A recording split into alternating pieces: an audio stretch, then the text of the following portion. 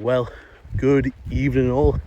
Well, you caught me on my evening walk, and we're approximately 24 hours after that 2-2 draw against Liverpool. And I tell you what, had you have asked a lot of Newcastle fans yesterday morning would they have took a 2-2 draw, I believe a lot of them would have snapped your hand off. Now, to be fair, that's probably because there has been a lot of doubt. Obviously, departure of Eddie Howe, and I mean, I've always made it clear in the last few years I'm the biggest fan of Howe. But look, let's call facts. He probably is the most successful manager of most of our lifetimes. Most of us have been watching. I mean, there's very many of you who were there to see the FA Cup victory in is it 55, I believe. Just my general Newcastle knowledge off the top of my head there. So yeah, obviously the most successful manager gone, lost, well, who some regard is some of the best players they've ever seen play for Newcastle United.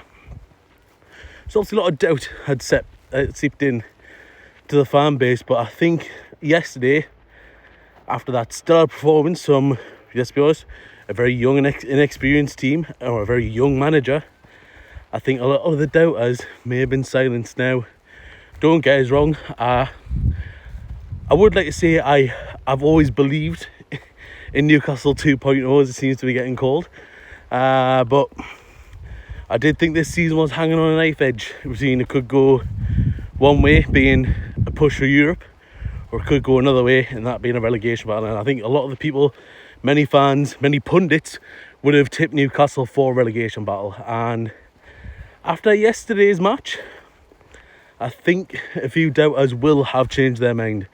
I think it was a solid performance. I mean, Lucas Hornacek arriving from Portugal played fantastic.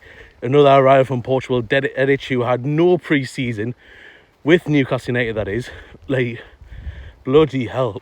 I mean, I don't even know if that's him at his best. But if that's just average Dedic, we have a player on our hands. In my opinion, the captain in waiting, Malak Chow, was phenomenal. Sven Botman, few mistakes here and there, but solid performance, probably one of his better performances. He's been a bit hit and miss over the last few years, if I'm honest. And then Lewis Hall, I mean, look, for me, one of, if not the best left back in the world. Like, pretty standard day at the office as Lewis Hall goes. But then we go on to that young midfield of ours, Lewis Miley, and the young Sean Sturr arriving from Ajax in the Netherlands. And again, another absolutely outstanding performance. Like, I mean, he's like, what, 18 years old, and he's playing like a 28-year-old. Absolutely phenomenal. Absolutely phenomenal. I'm looking forward to see what he can do. And going further in the midfield, Harvey Barnes, captain reliable. For me, like, despite what a lot of people think, he's been the best winger at this club for a few years now. And I just hope he keeps silencing the doubters. And he's still got a lot of doubters. A lot of people said he played crap yesterday, and I just don't see it. I thought he was absolutely phenomenal, was Harvey Barnes yesterday. And then there we go, Anthony Elanga, the Anthony Elanga that you saw at Nottingham Forest, arrived. It took him a year and a new manager, but he arrived yesterday. And I want to see a very big season for Anthony Elanga. And again, another player who was called a flop last year, Johan Wissa, covered every blade of grass and was absolutely phenomenal. He was unbelievable yesterday. What, like, literally, what a performance. Man of the match, and was brilliant. And look, we can't forget about Willis Sula, a man who I've heavily criticised over the years, but you know what, I can't fault the man's work rate, and I've always said that. I can't fault his work rate, just we need to see something. You know what, even if he doesn't score and he doesn't get an assist, you know that man will terrorise the defence for 60 to 70 minutes when our sub comes on and replaces him. And then literally, if I don't know who that sub is, the floodgates could open. Even the subs yesterday, Bamba made his home debut. Not fully convinced yet, but I still think there could be a player there.